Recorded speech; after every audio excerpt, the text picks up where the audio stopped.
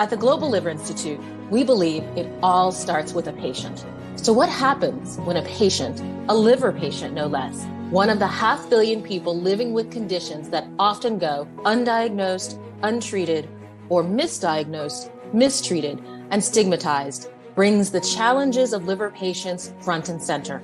And what happens when a patient then leads a discussion with world experts in policy, research, clinical care, and wellness on ways to overcome these challenges? Let's find out today on GLI Live. Hello and welcome to this very special episode of GLI Live as part of our October is for Livers series on all things liver cancer. I cannot be more excited to introduce you to and hear from our lead international partner from our Liver Cancers Council, the founders and leads of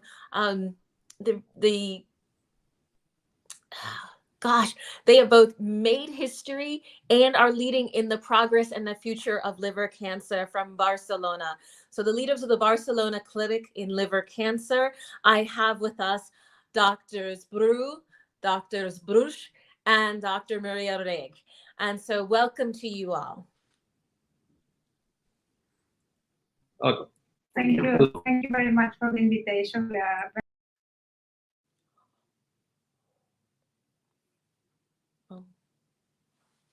Hello. We seem to have had a technological glitch.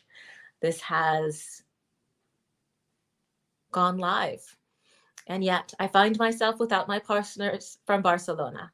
So stay with us, stand by. We will find a solution because that is the GLI way. Hello. See? Hello.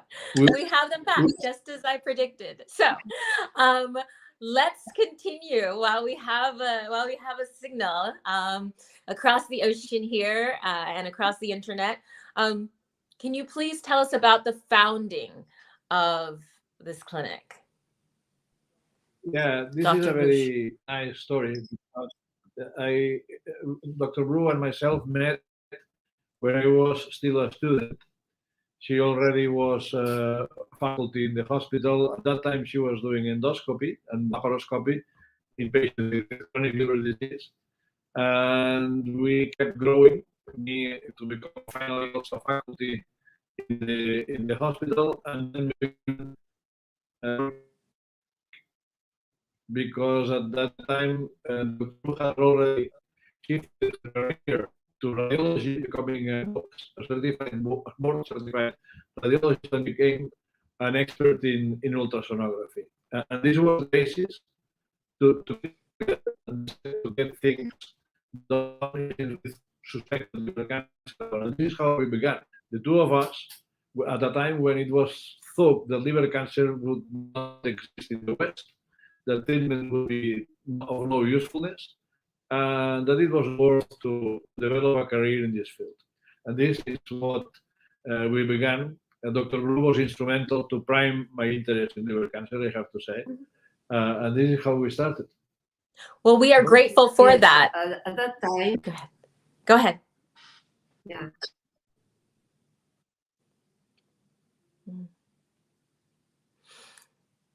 It's piqued your interest, didn't it? I'm sure you all want to hear more about how the Barcelona Liver Clinic started. And we should hopefully have them back in a moment.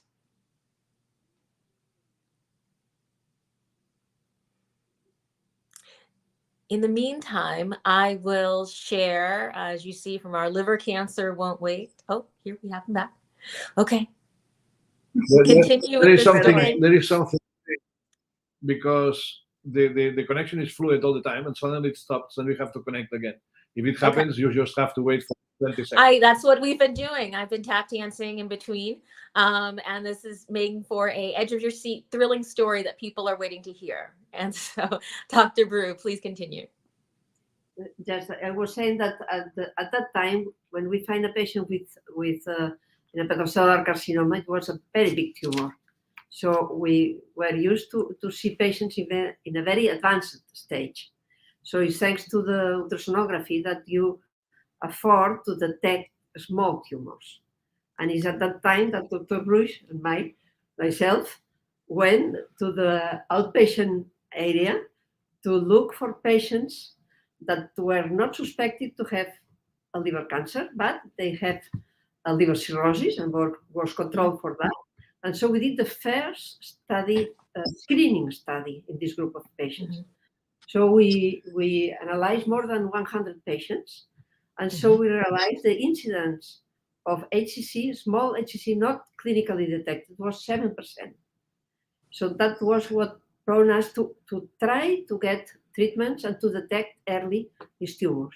At that time, there were not screening programs anywhere, screening programs for HCC. That was something that was not considered. In the West, it was not existing. In China, they had already, and in Asia, some screening programs based on AFP.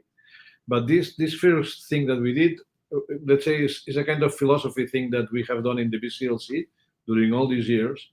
Let's say the first thing that we did is to say liver cancer exists, and it may be completely asymptomatic and can be seen by ultrasonography. And then we said, well, we can diagnose, and we will do it. We decided to test and prove that it could be diagnosed by cytology using a fine needle. And this made us the proof that it could be diagnosed, and that it could be diagnosed fully when they were symptoms-free. And then what we did is what we have done all our life, to bring in the people that could have expertise in the areas that were demanded to do state-of-the-art care.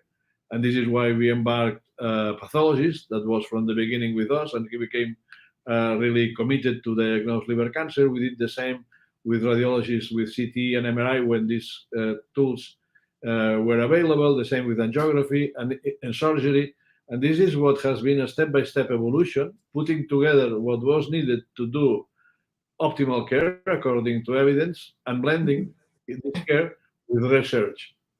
And the key has been always to have identified a problem, identify a question, try to put together the study to receive an answer. And if the answer was positive, put it in place in clinical practice, and if not, drop it and forget it about in the next years. And this is what we did from the beginning in prognosis, diagnosis, staging, treatments, ablations, and so on. It's philosophy. It certainly is a philosophy of if you don't look, you won't find it. And I fear that that's so much of what has happened in liver cancer, that nobody's looking for it. And so they say it doesn't exist. So I'm so glad that you're changing that philosophy. And Dr. Reig, you came in 2008. And how did you come to this group, and tell us about your work? Yeah, the story is very funny, because I started with the same philosophy in Argentina as Conchita, Dr. Bruix, and Dr. Bruix started in Barcelona. At that time, I was a trainee in liver disease and liver transplantation, and I realized that the patient for liver cancer didn't have treatment beyond surgery, and the majority of the patients had this problem. So at that time, I believed that I need to do something different, to came back to Argentina and give something that are not there. It was not the case. I learned about liver cancer. I was training in liver cancer, but when I tried to come back, it was not possible. So I still be here in the BCLC. Lucky enough. I learned a lot from the that they have here, and now I'm part of that. But I believe that the philosophy for doing something different is the key thing for moving forward and continue on that. And maybe, Dr. Bruix, you also want to comment something about that? It's a funny thing that at the beginning, nobody, the Japanese people had produced something about the small tumors, but everybody said that is from Japan. So I remember I went to the Mass General and I present my first results in treatment and percutaneous treatment of small HCC. And they say me, oh, okay, but we don't have this kind of tumors here in the States. Yeah. They were not small tumors. Nobody was looking for that. So it's why we had the opportunity to start from the beginning to trying to treat these early tumors. And we had some papers rejected from the United States journals because it was said that this was not a problem that was of interest in the United States. That'd be better published in Asia or something like that. So it has been not an easy path, but it has been fun. We appreciate you taking it. Go ahead. We still have a room of improvement in the setting of screening, because at this day we still have the same issue that, as you mentioned, the stigma that the patient will liver disease, and sometimes it's not well taken, the idea of screening in this population. And this is something I believe that we are working together. And now it's beyond ultrasound. Everybody is looking for other things, and I believe that we are in the same area of improvement. So who should be screened for liver cancer and how often? Good question. From the guidelines, all the cirrhotic patients are candidates for a liver cancer screening. However, the recommendation is not for everybody, it's for those who could have the chance to receive treatment. And that means the comorbidities or the other thing that could be important for that. If not, you are doing the screening for patients who will never have the treatment, and you could have harm for patients. So generally speaking, all cirrhotic patients, also the patient with hepatitis B who have specific factors. And nowadays, it's also a discussion for patients who were cured for hepatitis C. These patients still have a risk of developing cancer, different degree, but there still is the risk is there. And also another population that is now under evaluation, and we have a screening program for them, lead for the radiology. This is something, another field that we have here, is patient with NAFLD. The NAFLD patient, many of them are non-cirrhotics, and this is the population that we also are working on, and Dr. Rimola and Dr. Angeles Garcia Criado from here are the leader of this program. And I would like to highlight that it's important that all the specialists are involved in the leadership, and the radiology have a very, very important part in the leadership of the screening. If we have the population, but the radiologists are not involved, the screening is not feasible. So this is the most important thing. It's not only the patients, also the team who is working on that. That was what HPV also would be screened. I was just going to say that's one of the things that impressed me. That's one of the things that impressed me about liver cancer as a challenge, that all of these different types of specialists and types of healthcare providers from different departments and different areas of the hospital or the community needed to be involved for this to be successful. And you all really have been leaders in pulling together a multidisciplinary team for cancer screening and care. Can you tell us more about the different parts of the team and the different specialists involved? This is a human success to put people together, and this probably Dr. Brú and myself have been instrumental for that. But the key has been to involve people who had something to be done and were willing to play in a team. And the BCLC acronym was created because it was needed to have a name for the group. But one of the benefits is that the papers are not from Dr. Reig, Dr. Bruix, or Dr. Brú. It's a BCLC paper. In that way, everybody feels that everybody wins.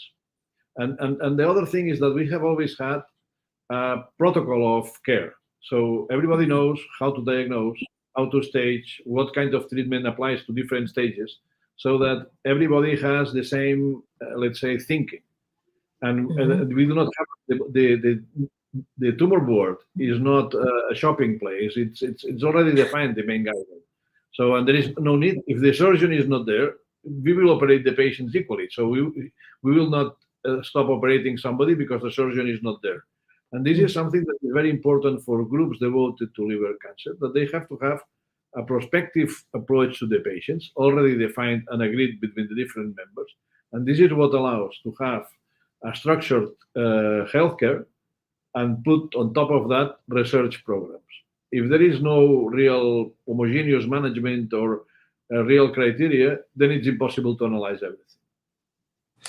I think that brings you to I was just going to want to make sure that people get two really important takeaways from what you just said. One, how the way you have systematized care really helps create equitable care, so that all patients know that they're going to be receiving the same high quality standard of care. And then the second point that we've had many discussions about is how to create a learning health system and how to make sure that there is sort of a culture of research that aligns with clinical practice. And you seem to have done that quite seamlessly. And so I hope others are listening and seeing how they can apply it to their own institutions. Yes, if I can start, I believe that something that the BCLC group have protocol for the clinical practice. We know if the patient have this type of tumor, the follow-up is in this schedule, and everybody do exactly the same. And this is something that was created by Dr. Bruix and Dr. Brú, who have protocolized the clinical practice. If you have the protocol of that, then you have the chance to do research without adding other things, because all the patients have the same follow-up, all the same procedure, and it's feasible to compare the outcome of that patient. This does not mean that we are not thinking physicians. Physicians have to think, because the patients are individuals that have to be personalized. And then you take into account all the multi-parametric characteristics of the patient, so that you could say, according to the guidelines or to the figure of the BCLC, this would be a candidate for surgery. But you have to take into account age, values, social support, all these things that may induce to a given patient not to give the option that you would set as a priority, but rather go for another one that would fit better for this specific individual that has this specific profile. And this is important. So we have the figure and the BCLC, but we keep thinking a lot and managing the patients on an individual basis. And following, as Jordi mentioned, the last version of the BCLC staging system had a chapter focused on that.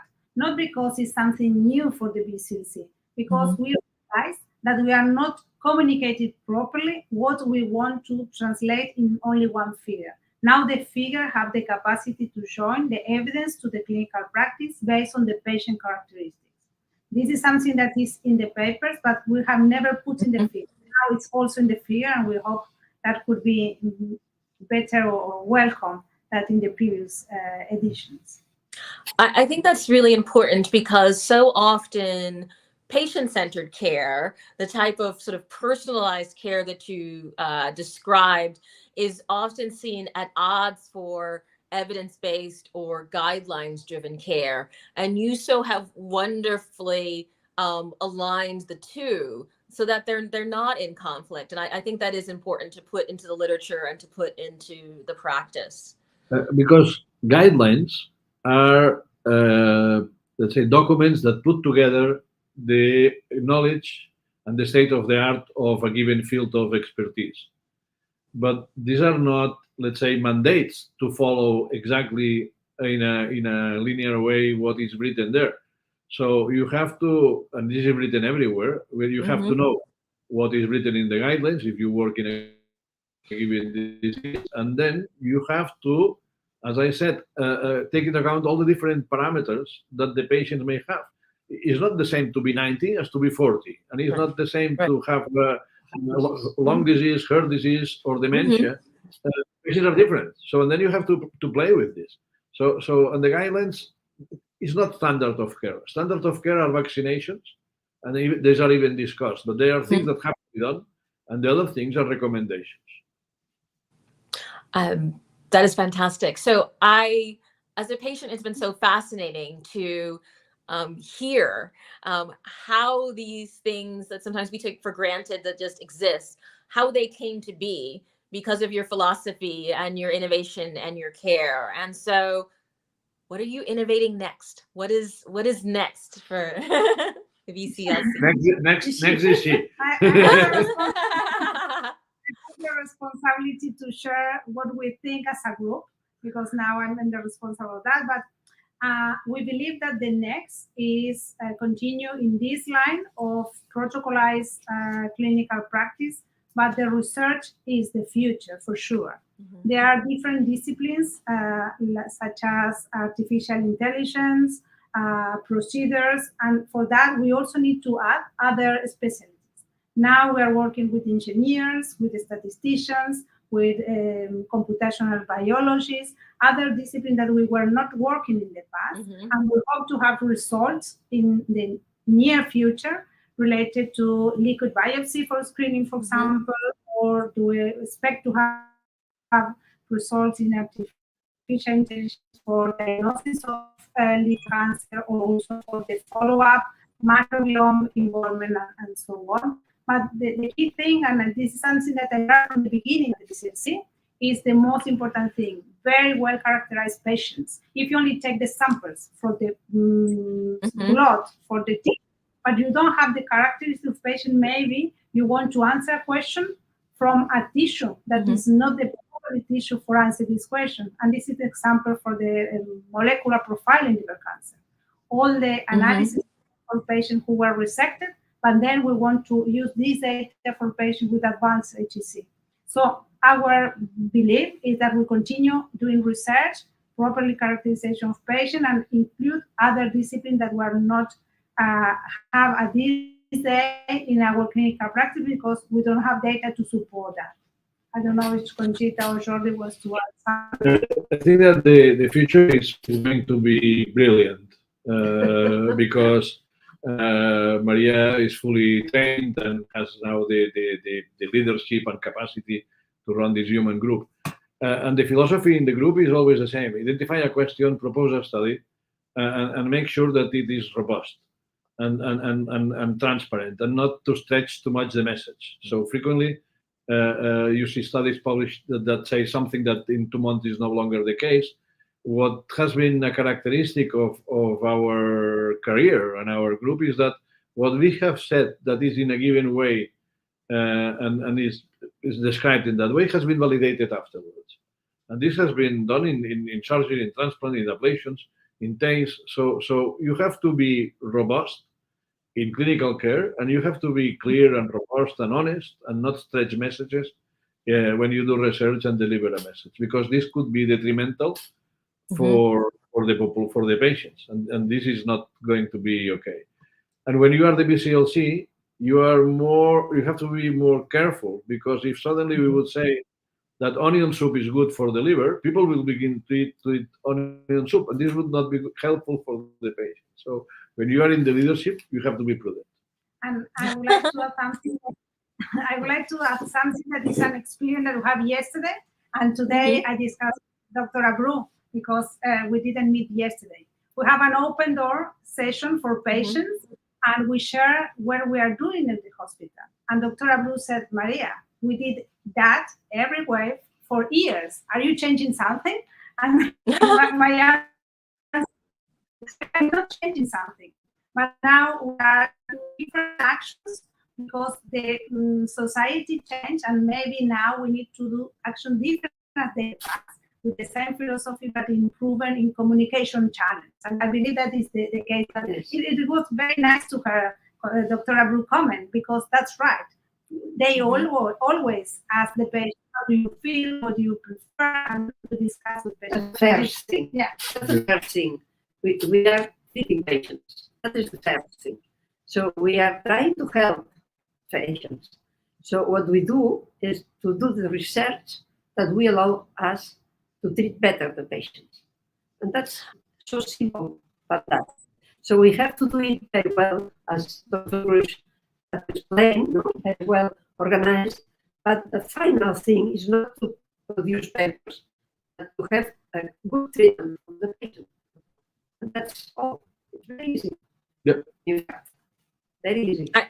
I think we feel that that openness and that focus on the patients. But I know GLI and our Liver Cancer Council and the international working group that you head for us, Dr. Reig, has been so excited to be able to amplify that through open houses. I think particularly in this and we're not quite post-COVID, but in this day and age, to be able to have patients have confidence that they can have that connection to the institution, to their institutions, and we're doing them in several locations across not only Barcelona, but in Africa and others. I think it just really gives them more confidence, in the care that they're receiving, so that they can tell their family members and community members that this is someplace that they can come. This is someplace that is focused on doing what's right for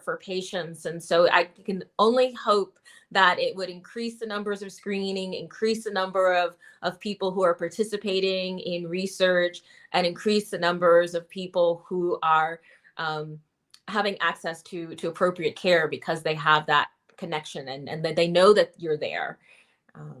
So thank you so much for being that open. Go ahead.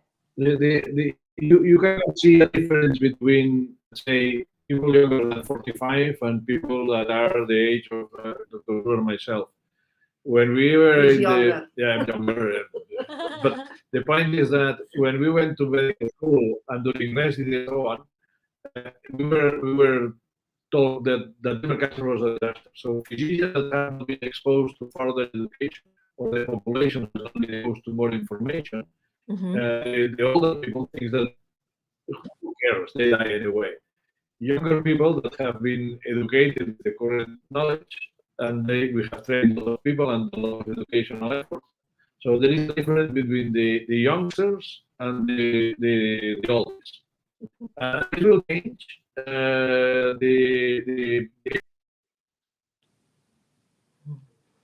We'll just wait for that final word.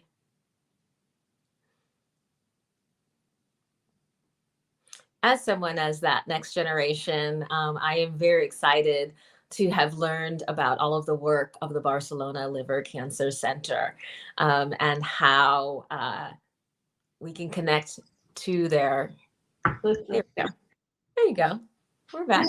So you were giving your takeaways for this next generation, to be able to connect with your work on liver cancer. And so I'll just let each of you have a last message about what you want people to know about the future of liver cancer. Maybe Dr. Bruix start. Oh, go ahead. Go ahead, Dr. Reig. Yes, I would like to give a message for the patients and family. The most important thing is trust in your doctors. If you don't know trust, it's better to try to change. And we hope that the patient trusts in our group, and yesterday was the case. For the trainee physicians, if they are interested in liver cancer, there are many things to do. It seems that the is important in the aspect of liver cancer, but we need to work hard to identify the right patient for each of these treatments. So all the people who are interested in that, there are fellows around the world, and we also have a fellow for them. And for the community in general, I believe that we need to still working as a community, working together, win-win.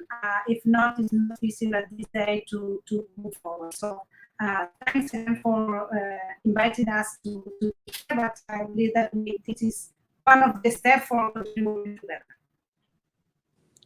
Thank you so much. It's okay. Would either of you like a word? Otherwise, you said it so well. But please, your message. I think that the situation for liver cancer will keep improving, and what needs to be done is not only to improve practice, better things as Maria has expressed, but also what is important is to eliminate the stigma of liver cancer and make sure that liver cancer is no longer seen as a cancer that does not deserve interest and investments. And I think this will be the turning point to really move further in progress. We stand by that. I think that really is the theme for this entire month, and this entire effort. And we are so grateful to have you as part of the Global Liver Institute family and as part of these efforts. And so with that, dear viewer, I will bid you adieu until next time. Please be sure to like this video, subscribe, and share your thoughts and suggestions in the comments below. Join us weekly on Wednesdays at noon Eastern Time for more episodes of GLI Live. Check out our website, globalliver.org, and follow us on social media to learn more about the Global Liver Institute and stay up to date with the latest in liver health. Until next time, stay safe, stay well, and stay connected.